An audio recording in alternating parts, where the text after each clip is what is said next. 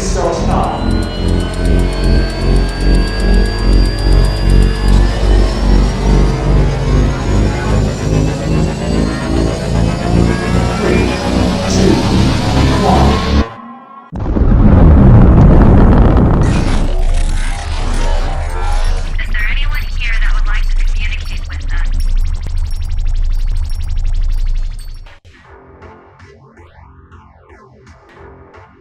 Putting a dip in your hip, a glide in your stride.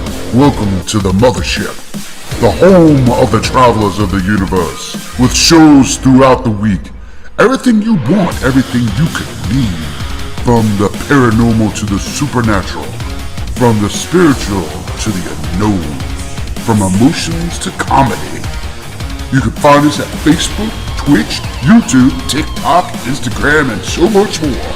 This is R.I.F.T Nation Network, the RNN. And now, your featured show. Shall we begin?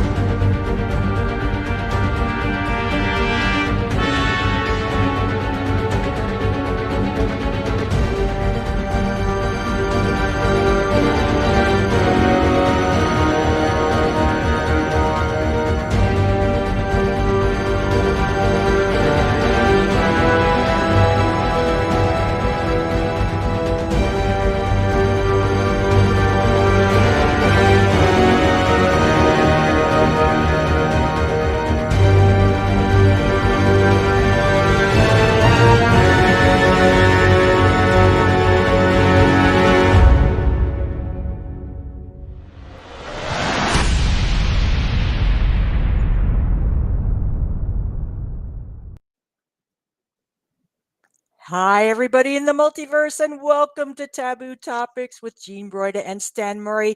But wait, before we get going, little bit of business that we need to do here.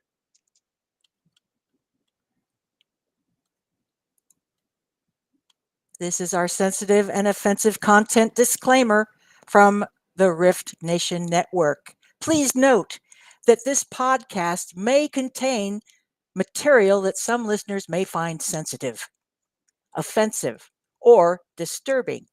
We strive to create respectful and informative content, but topics discussed may include mature themes such as violence, explicit language, or controversial subjects, triggering content, including discussions related to mental health, trauma, or other sensitive issues, explicit language. Occasionally, our guests or hosts may use strong language. While we aim to handle these topics with care and empathy, we encourage listeners to exercise discretion. If you find any content distressing, consider skipping or seeking support. Remember that this podcast is not a substitute for professional advice. If you need assistance, please consult a qualified expert. And a good Monday evening to everyone in North America. Elsewhere, please make your time adjustments. How are you doing tonight, Stan? I'm doing pretty good. Got a little bit of chance of severe weather moving in later this evening, but for the time being, wind is just blowing very hard. Well, weather was, and weather shall be. Can we agree on that? It's kind of one consistent thing in life. Want to welcome everybody to Taboo Topics with me, Jean BROIDA, and you, Stan Murray. We welcome a lot of audience participation. We've got our eyes on the chat. We want to get to know you. We want you to be our best friends and travelers on the Rift Nation Network every Monday night at 10 p.m. Eastern Time. A little bit about myself. I have been a lifelong UFO researcher since I can basically remember, always interested in the topic. And I'm a metaphysicist. I do some magic, I do some mysticism, but I'm also a scientist, which makes me an interesting blend. And I just like to share what I know and find out what other people know and talk the trash on Conspiracy Street. How about you, Stan? What brings you here tonight? I want to say background, like growing up out in the, was a farmer for a long time, and growing up in the outdoors and everything, I just had a natural curiosity about UFOs. I just like a person, if you look in the night sky long enough, you're eventually going to see something up there that you don't understand. And it's like I said, it's just a curiosity of mine, and I've had the opportunity now to delve into it a little bit deeper. Well, that's awesome. It happens to be April 1st, 2024. This is our first episode of Taboo Topics with Jean BROIDA and Stan Murray on the Rift Nation Network. I'm so jazzed for this. I have to tell you, I wanted to do something along the lines of April Fools without being too mischievous. So what I thought I'd do is, for a little bit of an April's Fools, is to do a bit of a backwards show. Okay, so it wasn't completely backwards, because in a completely backwards show, we would have done our introductions at the end. But because it's our first show, that seemed a bit unfair. But I'm going to do backwards show, and you'll see what I mean, I think, as soon as we get into it. So, who's out there in the audience, Stan? Who we got with us today? We got Tamara. me. Okay, we got Renee. We got Renee. We got Keith. We got Hallie. Let's see, Monica. Is it Angela? Excuse me. Sometimes, like I said, you think English is my second language. It's not. I just suck at this one. I got Linda, Lisa, and we got the Rift Network out there. So I want to say thanks for everybody for stopping by. I agree with that. Thanks so much. And without further ado, let's get into tonight's topic, which is going to be eclipses. In fact, solar eclipse. Why would I be talking about that, Stan? Well, it's just coming up next week, and we're going to be in the area of darkness. It's coming up next week, April 8th. I hope you can see my mouse, everybody. April 8th, 2024. That is 1 week from today, meaning that the next time we meet here in this studio for Taboo Topics with Jean BROIDA and Stan Murray, we will have seen the eclipse, unless it's cloudy. Okay, we may have seen the eclipse. Let me put it to you that way. You see the screen. I am showing you here the eclipse path. All right. So totality is represented by this, the exact totality is represented by the thin blue line there. Okay, that's the most exact. And what the map is showing is major cities in the United States where that will be able to see the total eclipse. Okay, if you're outside that, the shaded band, if you're outside the shaded band, there's a region of partial eclipse. And if you're too far outside, you're going to see nothing. Too bad. But this is a fantastic opportunity for people in this swath of the United States to see an eclipse. And it's pretty easy viewing because solar eclipses happen in the daytime. They happen usually around noon sidereal time, that's sun time. We have daylight savings times and stuff like that, throwing it all off. And there are lots of, you can find out in your newspaper or weather report what time totality will be, or the best effects are going to be where you live. But let's ask ourselves just for a moment, what is an eclipse? I mean, what up with an eclipse? What makes it? Okay, this is not going to be an advanced science class, But basically, on the left of this diagram, we got the sun. That's the source of light as we know it. Okay. We got the moon, and the moon is in between the sun and the earth. Okay. And when that happens under certain circumstances, which I'm about to get into, but when that happens under these certain circumstances, when the moon passes directly enough in front of the sun from the observer's point of view on the earth, then the moon is casting its own shadow upon the face of the earth. And that's what this first image is showing. This image is showing the swath or path of this travel, this celestial travel of these three bodies as they dance around the sky. It's really magical. It's one of the most magical things I know about. And this only happens, eclipses can only happen when these three bodies are lined up fairly evenly in terms of their orbital planes. When their orbital planes align closely enough, we will get an eclipse. And when we get one eclipse, we tend to get more than one eclipse because these planes called, well, for the Earth, we have an ecliptical plane. That basically is the flat plane that would describe our orbit around the sun. And every body that revolves around the sun has an elliptical orbit. And when they wobble a bit when they line up, then we get an eclipse season. And an eclipse season will feature both solar and lunar eclipses. It's really pretty awesome. And eclipses are predictable. How so? Because this is all math. This is astronomy. And we have lots of high-tech computers today to figure all this stuff out. But did you know that the ancients also were into tracking eclipses? So how ancient are we talking? All right, first let's take a look at this Maya calendar. Well, the first thing I noticed when I looked at this image was, danged if this doesn't look like some gears. Gears inside gears inside gears. What do you think, Stan? That one more time, Gene. My eyes were diverted off the screen. My apologies. No worries. And I'll ask this of anybody. It looks like gears to me. Gears. This is a Maya calendar, and it looks like gears, doesn't it? On the left here. I can't see that on my screen, Gene. You're not. Am I not? Do you not see this? No. Oh dear. Okay. Oh dear.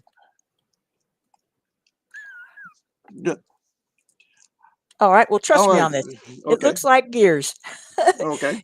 Can everybody else just poll the audience? Is everybody seeing a Mayan calendar right now, or have I messed up the screen share? What are you seeing on the screen, if anything? I see a rift. I see the path going across the United States. I see the path of the. Okay, I think I know what I am doing.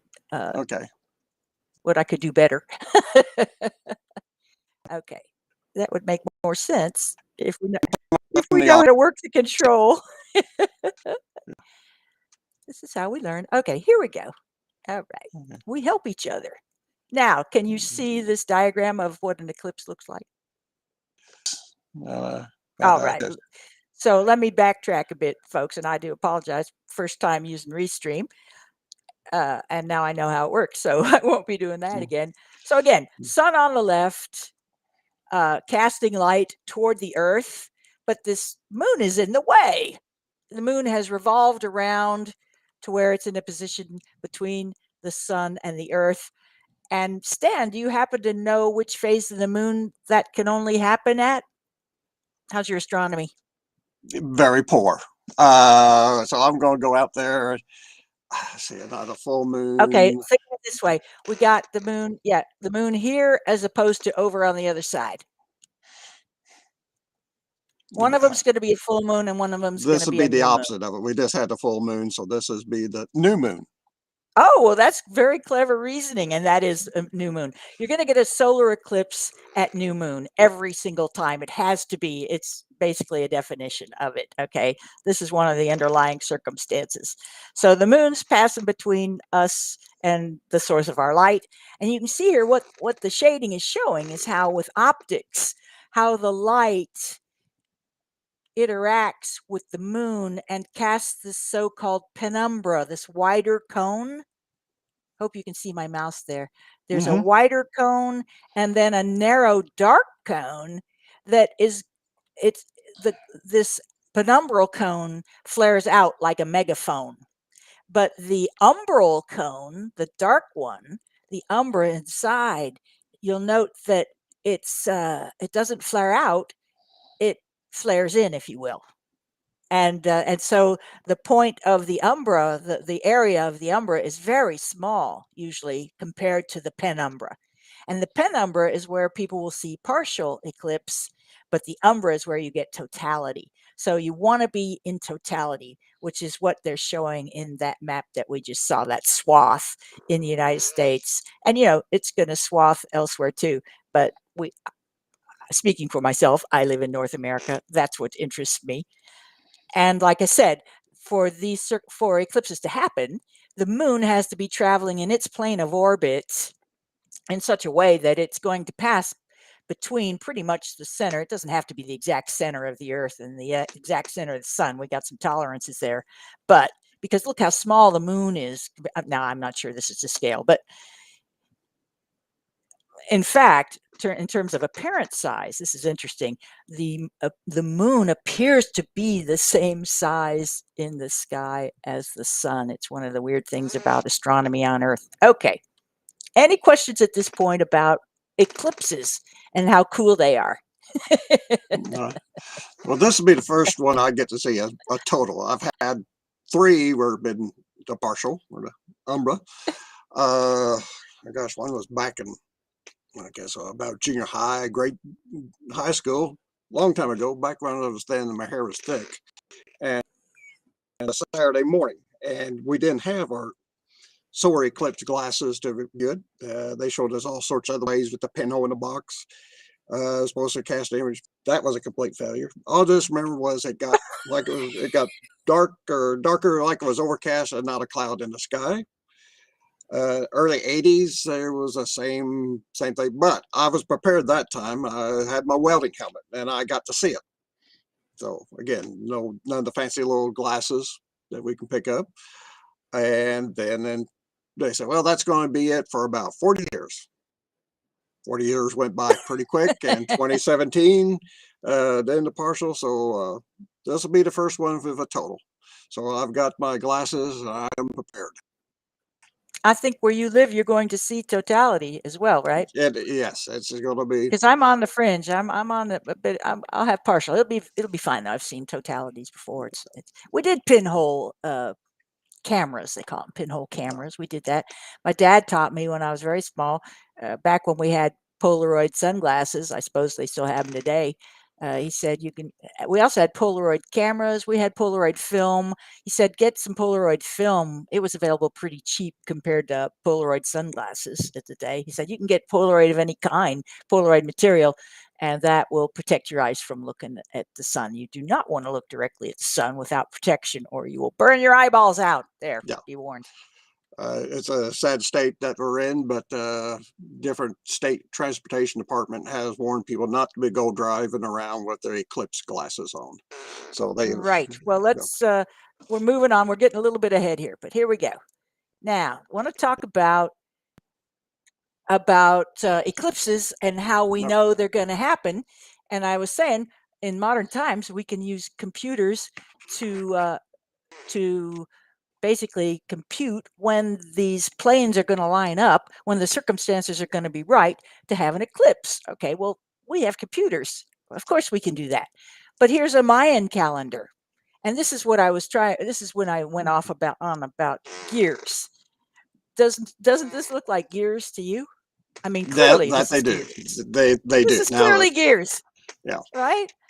So we have an inner gear here that's meshing with this outer gear here, and it's meshing with this even bigger gear here. And then I don't know a lot about Mayan. I don't profess to be a Mayan scholar by any means, but this one, this graphic, it's colored, and it's really interesting. I know enough to know that they use animals. Here's faces. When you really start to look at these images, you can, I don't know, I let my subconscious look at these. I let my divine self guide me into interpretations, and I'm not going to overdwell on this, but isn't this not only, this is beautiful science, in my opinion. This is beautiful science. It's science as, well, science as art, maybe might be the way to say it. Okay, so first question to the audience. Anybody have any idea what the date of this Mayan society was when they had these calendrics? How long ago was this current technology? Anybody know? Anybody care to guess when the Mayans were doing their thing? I had to look it up. We got anybody Googling? 3, 2, 1. Okay, I guess. Okay, so I'm back in the studio. Stop the share. That would be at least the 5th century BC. Okay, you didn't know there was going to be a math test. 5th century BC, that's 500 years before now, basically, and now is what, 2400? So 2400 plus 500, that was like 3,000 years ago, that calendar, 3,000 years ago. Blink, blink, blink. 3,000 years ago. That's pretty old. And some artists depicted what that might look like.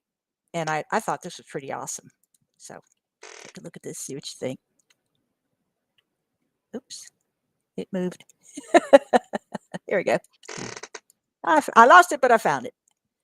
So here's Okay. some artists' conception of an eclipse over some Yucatan pyramid. I don't know if that's Chichen Itza. It might be.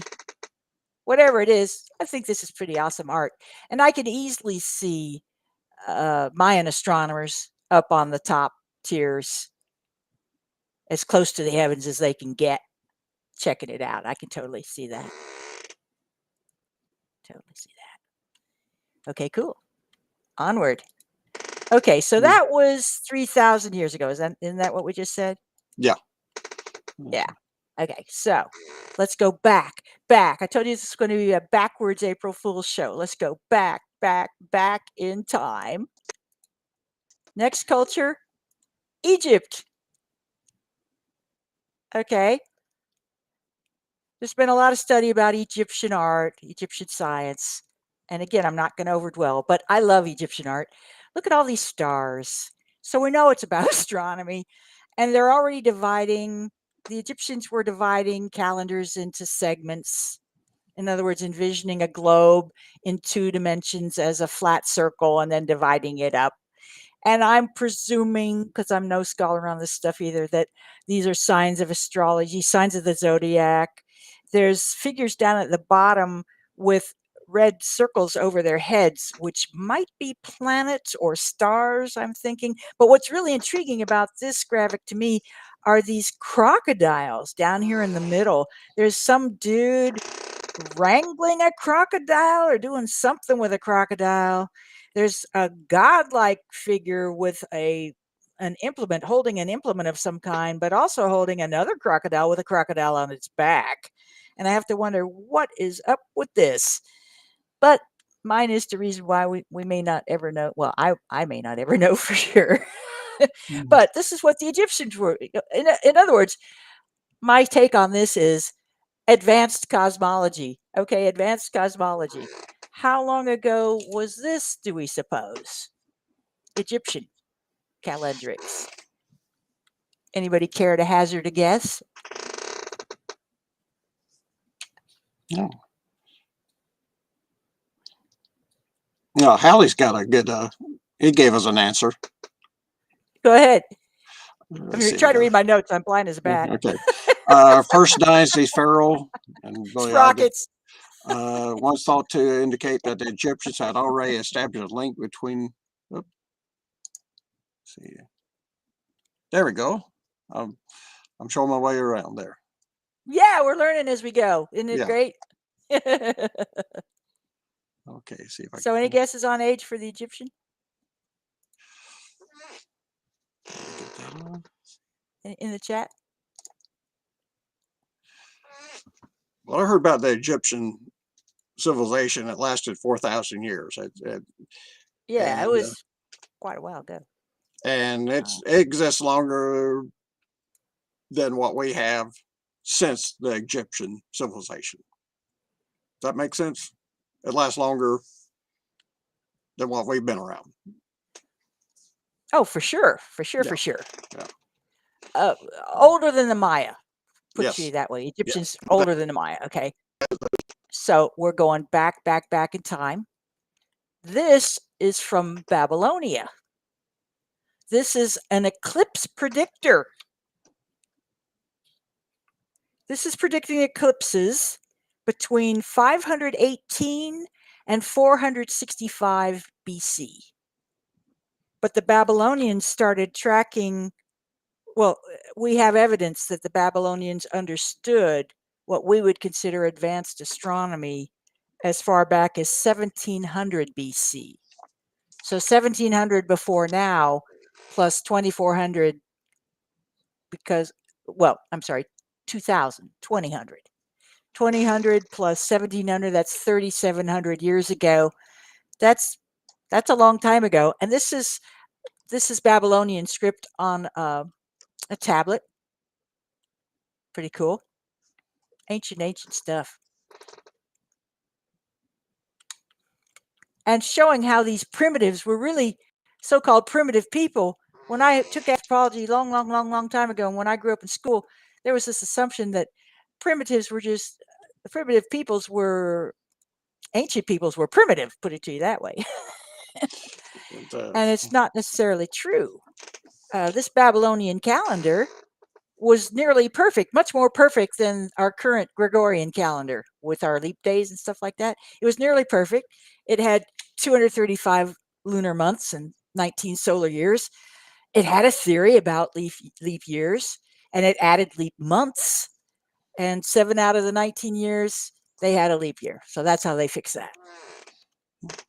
These people were thinking about astronomy long time ago. But wait, there's more. We can go even further back in time, back in our time machine to this. And this, my friends, fellow travelers on the Rift Nation Network, joining us here for the intergalactic premiere of Taboo Topics with Gene Broida and Stan Murray. This is the oldest calendar on Earth, in tablet form, I should say. The oldest tablet form of calendar that we've found so far. And it's from Sumer, from Sumerian. And anybody who's into UFOs like me, Sumer is a keyword. It's a trigger word. Sumer, and I'll share with you a little bit why momentarily. But Sumer is the civilization on Earth that is the oldest for which we have written documentation of any kind. And we have a lot. We have a lot of documentation from this culture. So Sumer, let me tell you how long ago this was. This is crazy. 21st century BC. 21st century BC plus 2000 now.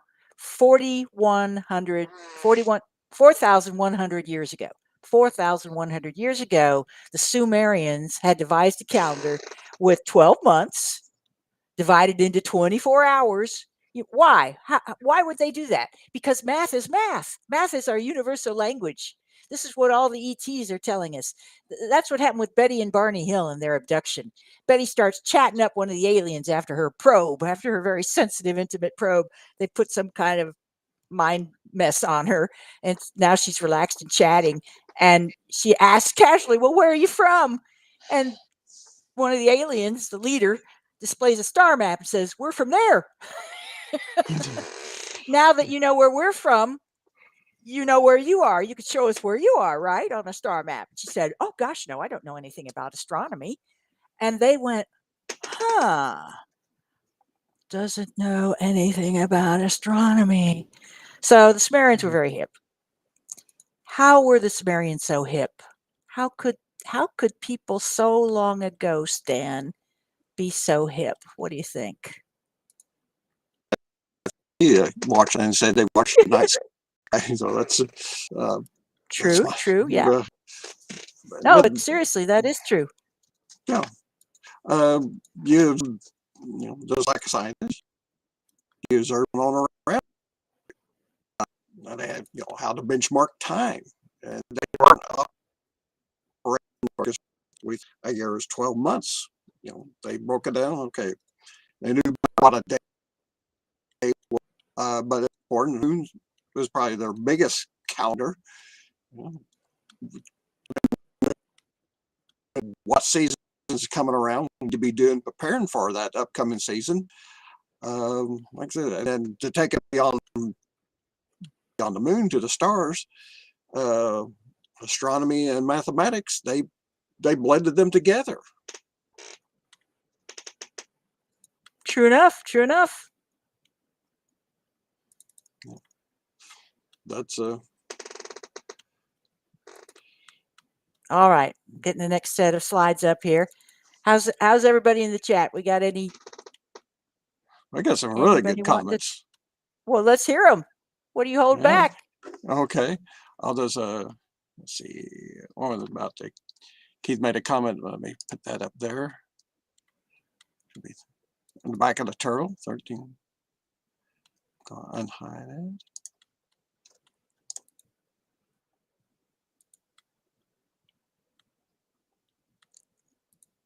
Okay. There's Hallie remark.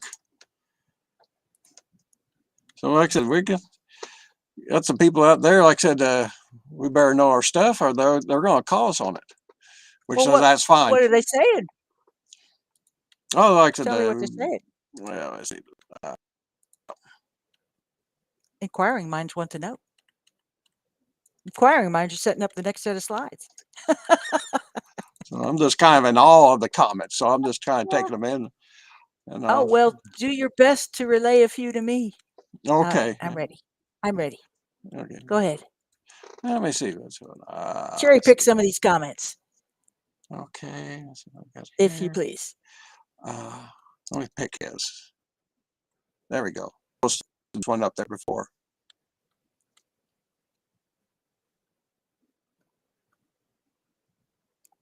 I thought you were going to read them aloud. Oh no, I was okay. I would, but let's see. I'll be stumbling through them and pronunciate. Well, just a nugget, just a zinger. Got some zingers out there? Post.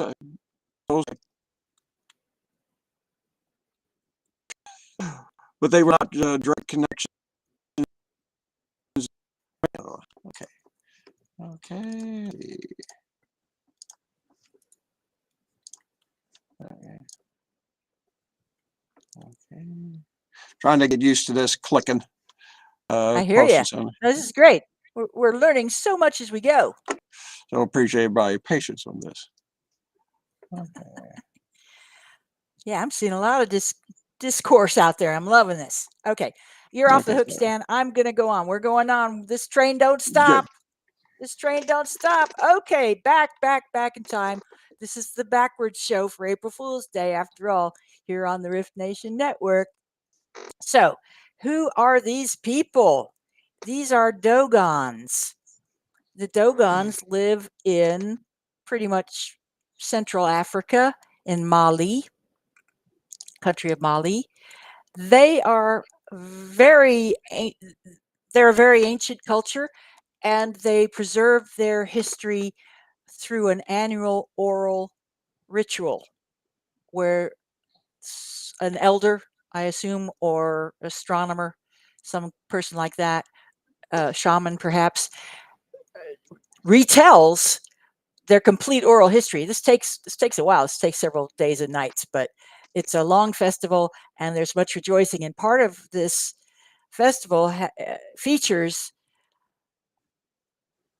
dances similar to what we're looking at here, elaborate costumes, some of the dancers on stilts, suggesting perhaps either being higher toward the sky, suggesting to me at least, as the skeptical UFO researcher I am, that these people either want to get closer to the sky or maybe they're representing giants, giant people, people who are taller than the averages.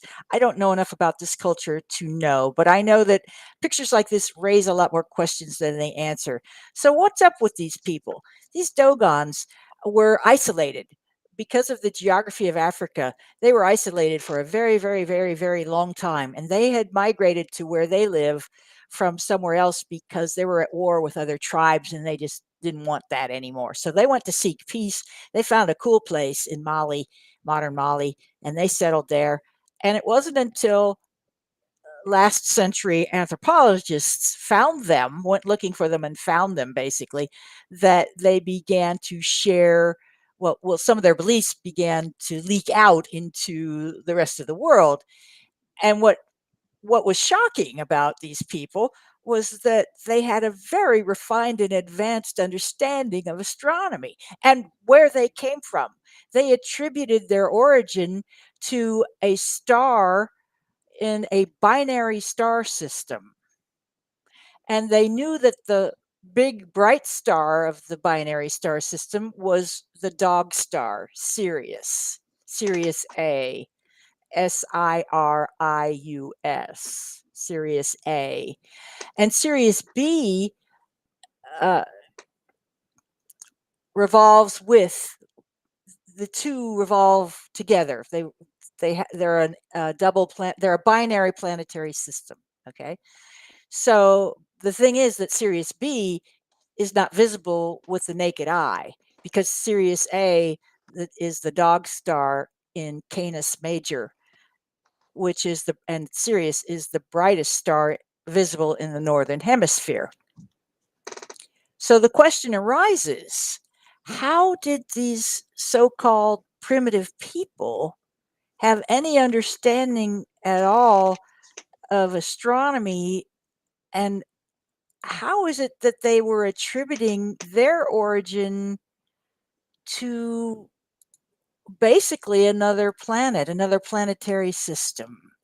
How is it possible that this happened? Well, according to them, it happened when travelers from this other star system visited Earth and shared their knowledge with proto-humans, early humans, and taught them how to well, they taught them agriculture, mathematics, astronomy, all of the so-called modern sciences. And in the archaeological, not in the archaeological record, well, in both the archaeological record, but also in the anthropological history of Earth, there's basically no time at all elapsed between people did nothing, people ate dirt, people scrimped, people were not civilized. Okay, and all of a sudden, basically overnight, in anthropological terms, we had cities. We had congregations of people pooling their work to till and sow and harvest. And this had never been done before. They were building cities. This had never been done before. And all of it happened at once. They were making pottery. They were writing. They were singing. They were putting on makeup. They were dancing. They were doing, well, I don't know about dancing. I don't know what ancient people did for dancing, but all of this stuff that we take for granted in a modern society, they were doing, and they were doing long, long, long ago. And they say we wouldn't have been doing it at all, except that these people came down from the sky to show us how to do it. And these people were amphibious. They were in the water during the day. I'm sorry, they were in the water at night, and during the day they came out of the water and they taught. But at night they went back into the watery depths. And this would be an interesting story if it were just a story of this one tribe of people in Africa. But in fact, there are cultures all across the globe that have this story of a fish god, basically, fish gods who come to Earth. They plunge into the ocean. They swim ashore during the day. They have tails. They look half fish, half human. They teach arcane knowledge about civilization and astronomy and stuff like that. And then they disappear into the watery depths for the night. So this is very strange. And what the Dogon found, I hope this is the right one. Oh, I don't think it is. I wanted to show you a picture of their star system, but I might have nuked it. Oh, this is it. Here it is. Okay, this, I apologize, is a smaller picture, but basically on the left, what we have here is a Dogon depiction, a Dogon drawing. 3 dots in a row over here, upper left, 3 dots in a row, and then an oval, and then a circle with a cross, and then a small black dot on the oval. So, Okay. and then a cluster of dots over here. I don't know if you can, it's very faint, very small, but there is a cluster of small dots here. So we have 1 dot orbiting a star, 1 dot orbiting a star. And over on the right, we have an artistic depiction of what the Dogon say this represents. What the Dogon say their so-called primitive drawing actually represents. The 3 dots in a row actually represent Orion's belt, the stars in Orion's belt, and that the oval represents the path of Sirius B around the much bigger and more massive Sirius A. So the smaller object will revolve around the larger one because of gravity. And then look, there's the Pleiades, the 7 sisters over here. From the perspective of Earth, it's off to the right. And these so-called primitive people had this understanding, and they pass it down orally year after year after year because they don't want to forget it. And it would be interesting to know, I don't know, but it would be interesting to know if these Dogons have a myth, a story, a belief that the star people will return. Will they come again? And where did the Dogon get this information? Who were these star people from Sirius B? We may never, ever, ever know. But it's a story that reminds me so much of our good old friends, the Anunnaki, or at least my good old friends, the Anunnaki. The Anunnaki are attributed by the Sumerians for giving everything the Sumerians knew to them. Okay, so the Anunnaki were to the Sumerians as to these Sirius B people to the Dogons, if you will. Okay, so I've been long interested in Sumer and Sumerian stories. I don't even think of them as mythology, I think of them as history, because in ancient times, only a few people were allowed to learn to read and write. And those were typically priests and scribes, and then later accountants. And some of the oldest records on Earth from Sumer are accounting records. They wanted to know how many cows so they could tax them, how much grain so we can tax it. Taxes are one of the oldest things on Earth, and I'll probably do it. I might do a show on that someday because it ties in with UFO stuff, believe it or not. I can make that connection. But in any event, I digress. What we're seeing on the screen is a Sumerian clay cylinder. It's a cylinder. This is the original over here on the left. And there's thousands and thousands of these things that have been recovered and put into museums and studied by scholars. And so at first, I'm old enough to remember when these were a relatively new discovery, and anthropologists didn't get it. They didn't understand these cylinders. They knew they were inscribed, they could see that, but they didn't understand that if you took wet clay over here on the right, if you took wet clay and started this cylinder on one end of it and rolled it out, it would make this impression. And you can see it's about to repeat right here. Over on the other side, you can see these dots up here. It's going to repeat. You can just keep rolling and rolling and rolling it. You'll get repeat, repeat, repeat. So this is one of the main ways that Sumerians recorded stuff. And they had, as you can see, a pictographic language.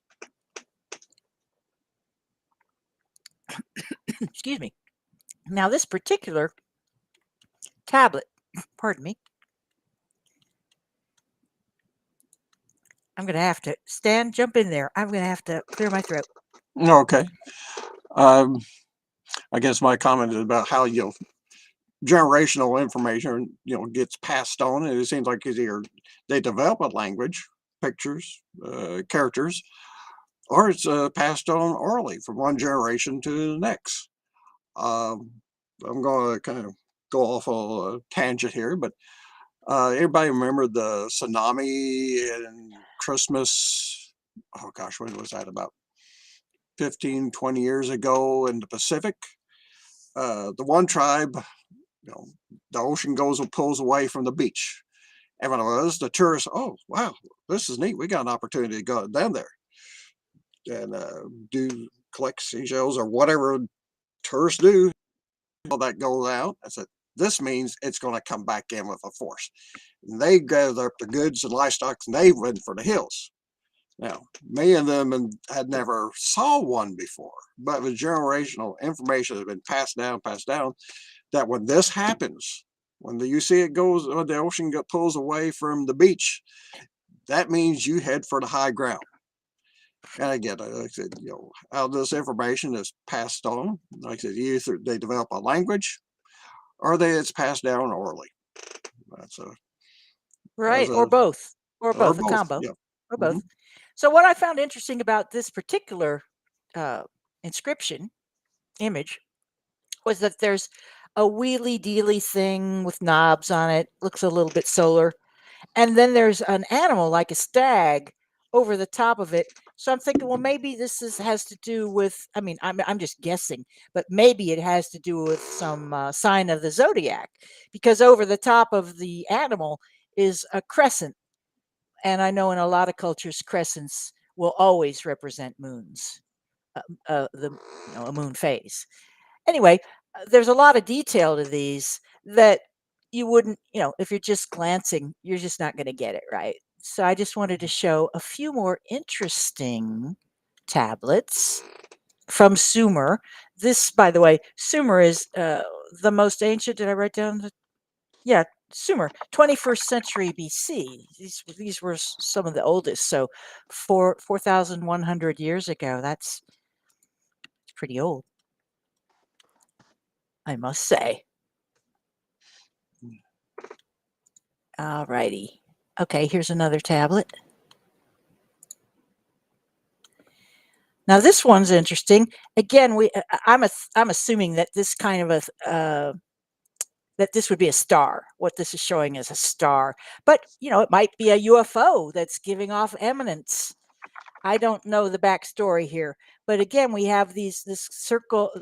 These might be the Pleiades, dots in the sky. We got dots in the sky. Is this a UFO?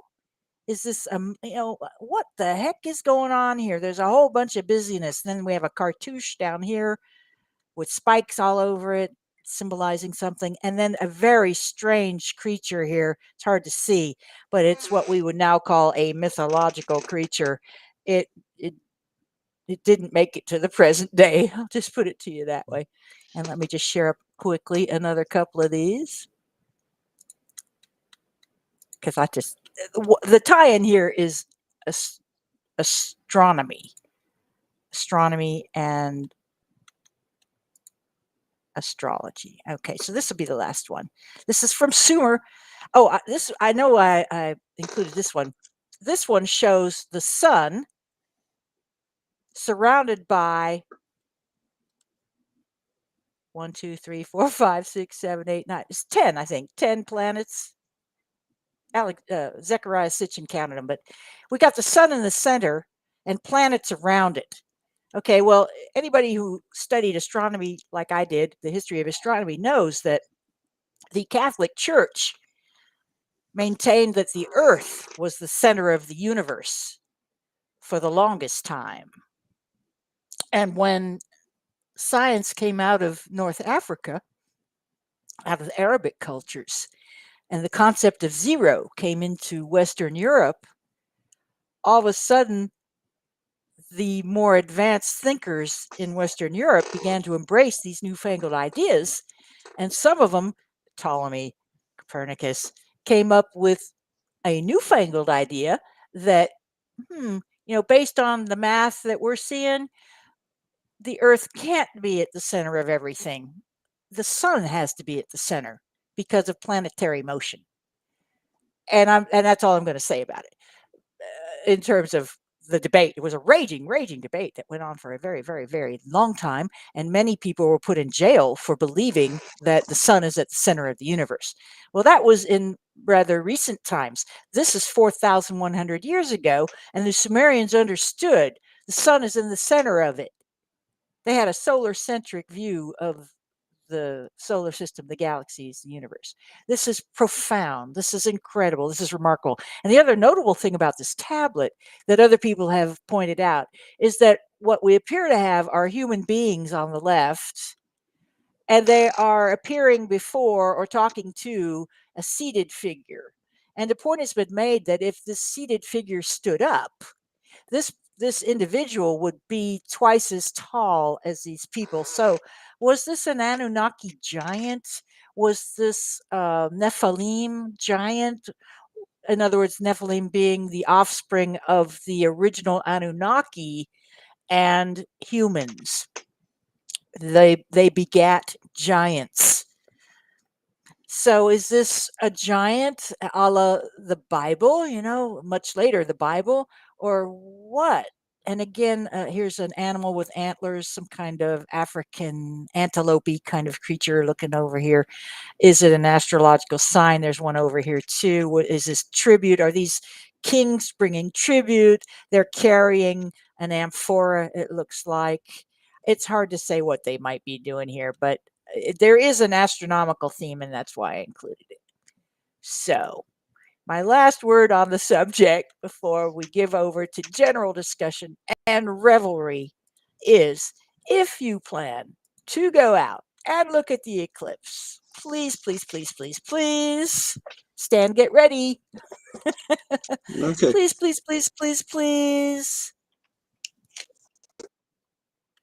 Wear what, Stan? Wear what? Wear your eclipse glasses.